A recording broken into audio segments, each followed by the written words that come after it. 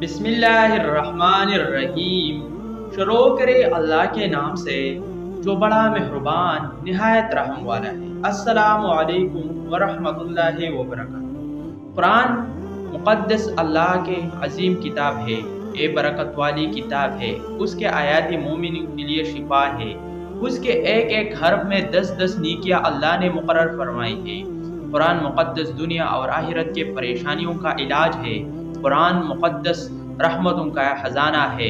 لیکن اس عظیم رحمت اللہ خزانے سے مالا مال ہونا وہ تو پہلے سچے دل سے بسم اللہ الرحمن الرحیم پڑھو، پھر اس خزانے کو کھولو اور زیادہ سے زیادہ اللہ کے رحمتوں کو حاصل کرو۔ جب قرآن مقدس جیسے عظیم کتاب بغیر بسم اللہ الرحمن الرحیم کے نہیں کھولتی، تو دوسرے جائز کام کے برکتیں بغیر بسم اللہ الرحمن الرحیم کیسے حاصل ہو سکتی؟ حضرت عثمان بن عفان رضی اللہ تعالیٰ عنہ رسول اللہ صلی اللہ علیہ وآلہ وسلم سے بسم اللہ کے نسبت سوال کیا۔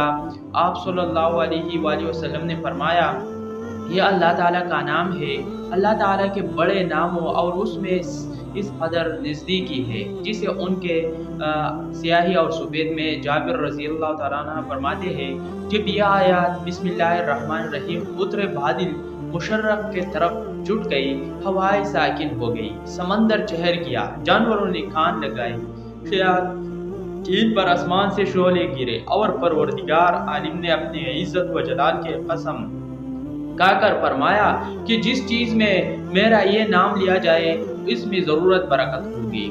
ابن مسعود رضی اللہ تعالیٰ عنہ فرماتے ہیں کہ جہنم کے 19 درہوں سے جو بچنا چاہیے وہ بسم اللہ الرحمن الرحیم پڑھے۔ اس کے بھی 19 حرف ہے، ہر حرف ہر فرشتے سے بچاؤ بن جائے گا۔ اسے اپنا عطیہ نے بیان کیا ہے، لیکن کچھ ایسے جگہ ہے جہاں پر بسم اللہ الرحمن الرحیم پڑھنا حرام ہے، جائز ہی نہیں ہے۔ ہر انسان جہاں چاہتا ہے پڑھ لیتا ہے۔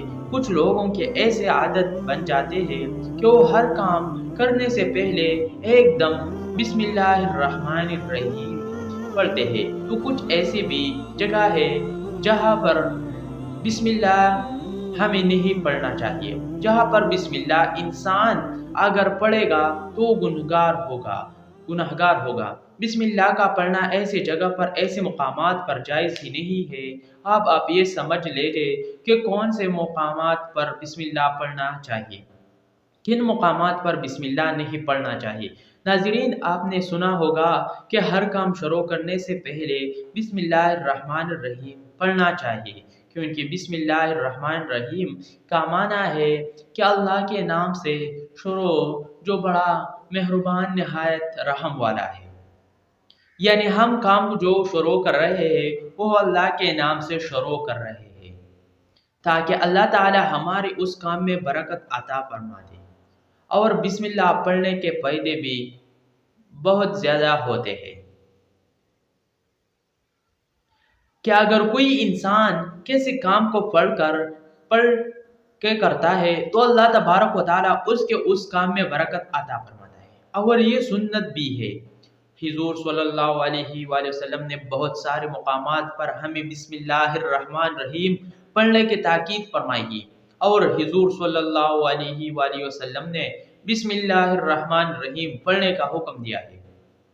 اب اگر آپ کوئی بھی نیک کام شروع کر رہے ہیں، اس نیک کام شروع کرنے سے پہلے بسم اللہ الرحمن الرحیم اگر آپ پڑھ لیں گے تو آپ کی سنت بھی ادا ہو جائے گی، اور آپ کو ثواب بھی ملے گا، اور اس کے برکتیں بھی آپ کو ملیں گی۔ اگر آپ نے کسی نیک کام شروع کرنے سے پہلے بسم اللہ پڑھ لیا تو پھر انشاءاللہ اس میں آپ کا نقصان نہیں ہوگا۔ اللہ تعالی خود آپ کا حامی و مددگار اور ناصر بن جائے گا، کیونکہ آپ نے اپنے کام کو اللہ کے نام سے شروع کیا ہے۔ یہ ہمارا کام تھا کرنا، اور بندہ کیا کرتا ہے اور اس کے بس میں ہوتا ہے کیا ہے؟ بندہ تو اسباب اختیار کرتا ہے اور بندہ کر بھی جا سکتا ہے۔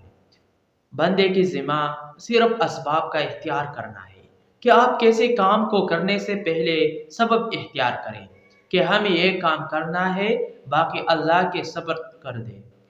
اب اپنے کام کو کرے، باقی جو آپ کا کام ہے وہ اللہ تبارک و تعالی کی سر سپرد کر دے۔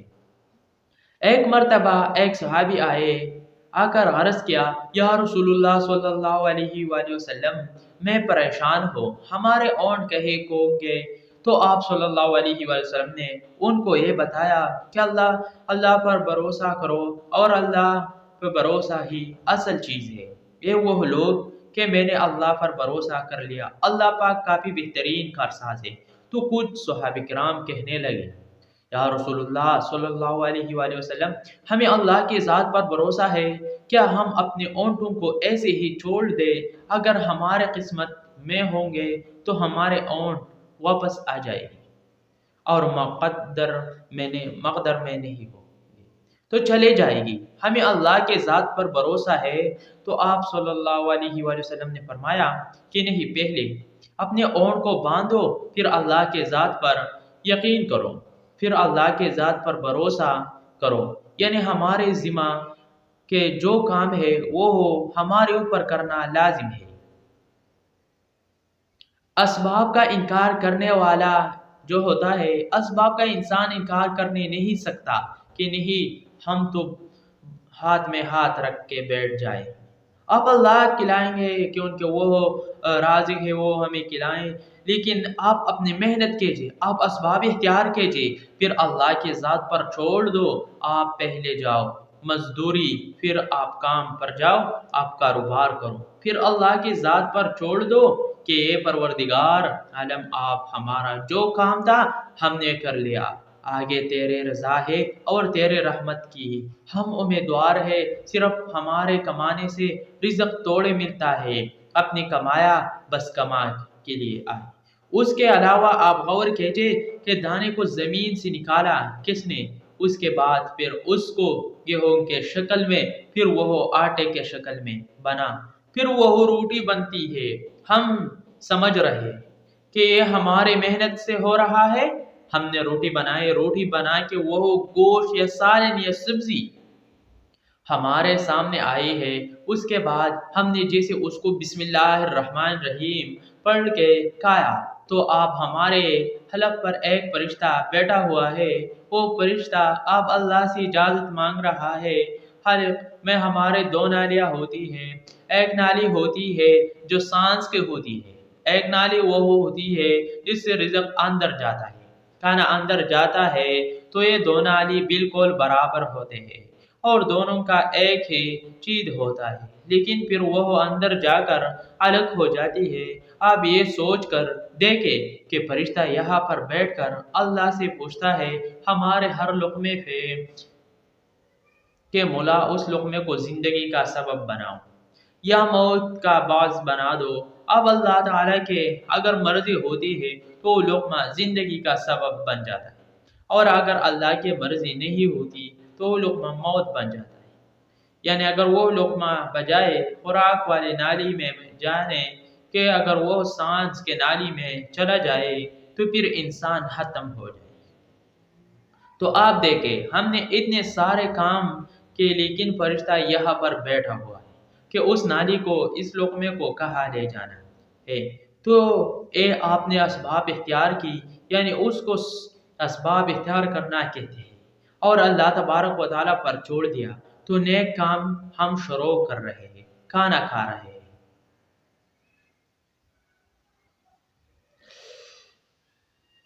تو ہمیں بسم اللہ پڑھنے کی تاکید کی گئی ہے، لیکن بہت سارے لوگ ایسے ہوتے ہیں کہ کچھ حرام کام کرتے ہیں، جس مثال کے طور پر اگر کوئی انسان جو کھیل رہا ہے تو اس میں بسم اللہ کا پڑھنا حرام ہے کہ اللہ کے نام سے شروع۔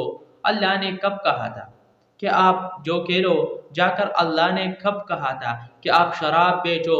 جا کر اللہ نے کب کہا تھا کہ آپ جھوٹ فریب کرو؟ جا کر اللہ نے تو کہا ہی نہیں۔ ایک شخص نے بڑے عالیشان منزل بنوائے اور اس پر لکھا اور شیطان نیچے بیٹھا رو رہا ہے۔ تو لوگ نے پوچھا تو کیا رو رہا ہے؟ تو اس نے کہا کہ دیکھو میں نے اس سے جوڑ بلایا، پلاٹ کروایا، ہم نے اس کو بلڈنگ پلاٹ کر کے بنوا دے، اور یہ لکھ رہا ہے یہ میرے رب کا فضل ہے۔ अल्लाह ने कहा था कि जोड़ बोल के कमाना, अल्लाह ने कहा था कि ढोंग करना, अल्लाह ने कहा था कि फ्रॉड करना। तो मकसद सिर्फ ये है कि शैतान तो हर तरह से इंसान को बहकाता है, तो उसलिए हराम कामों में से पहले हमें बिस्मिल्लाह हरगिज़ नहीं पढ़ना चाहिए। हमें हर नेक काम शुरू करने से पहले बिस्मिल्लाहिर्रहमानिर्रहीम पढ़ना चाहिए। हमें एहतियात रखना चाहिए कि जब हम बाथरूम के अंदर दाखिल हो चुके हो, नहाने से कबल बिस्मिल्लाह न पढ़े। बाथरूम में जाने से पहले हम बिस्मिल्लाहिर्रहमानिर्रहीम पढ़े, और बाथरूम के निकलने के बाद जब कपड़े पहनते तो फिर बिस्मिल्लाहिर्रहमानिर्रहीम पढ़े। और कोई इंसान कारोबार करता है, आप उसने जोड़ बोला और फिर उसके बाद पैसे लेते हैं, वक्त बिस्मिल्लाहिर्रहमानिर्रहीम पढ़ा, तो ऐसे जगहों पर जहाँ पर हराम काम कोई बंदा करता है तो वहाँ पर बिस्मिल्लाहिर्रहमानिर्रहीम नहीं पढ़ना चाहिए, क्योंकि अल्लाह तबारक व तआला ने आपको दुनिया में जोड़ दे रखी है कि जैसा करोगे वैसा बनोगे। अल्लाह सबको देख रहा है कि कौन क्या कर रहा है, तो जो कुछ हम कर रहे हैं सही आदत, उसके बाद फिर लोग कहते हैं कि ये तो अल्लाह की मर्जी है, लेकिन याद रखना ये अल्लाह की मर्जी नहीं, अल्लाह के इज्जत है। अल्लाह ने आपको इजाज़त दी हुई, बस अल्लाह ने जोड़ दे हुई कि कर लो, दुनिया में जैसा करना हो। अल्लाह जालिम को डल देता है, लेकिन जब पकड़ता है तो छोड़ता नहीं है। अल्लाह की पकड़ बड़े सख्त है, तो दुनिया में अल्लाह देख रहा है, ये मर्जी नहीं है अल्लाह के ये गुनाह करो, लेकिन अल्लाह ने बस इजाज़त दी हुई है कि आप कर लो, देखे कितना करोगे। एक दिन आओगे मेरे पास, जब आओगे तब हम फैसला करेंगे। मालिक यौमिद्दीन, इंसाफ के दिन का हुक्म तो अल्लाह के रबी समझते, और हमें ये समझना चाहिए कि कौन से काम हमें कब करना चाहिए, कब नहीं करना चाहिए। जो सुन्नत रसूलुल्लाह सल्लल्लाहु अलैहि वसल्लम पर अमल करेंगे तो अल्लाह ताला हमें कामयाब कर देगा, दुनिया में भी और आखिरत में भी इंशाअल्लाह। अल्लाह पाक हमें बहुत एहतराम करने के तौफीक अता फरमाए और हमारा हातिमा ईमान पर फरमाए, आमीन। नाज़रीन, कमेंट्स बुक्स में अल्लाह ताला के 99 नामों में से एक नाम ज़रूर टाइप करें। वीडियो देखने के लिए बहुत बहुत शुक्रिया। अगर वीडियो पसंद आए, वीडियो लाइक करें, वीडियो पर एक प्यारा सा कमेंट ज़रूर करें और वीडियो आगे शेयर करें। बहुत बहुत शुक्रिया और मरहबा। इस्लामिक टीवी चैनल ज़रूर सब्सक्राइब करें। बहुत बहुत शुक्रिया वीडियो देखने के लिए। मरहबा टीवी, इस्लामिक टीवी चैनल ज़रूर सब्सक्राइब करें।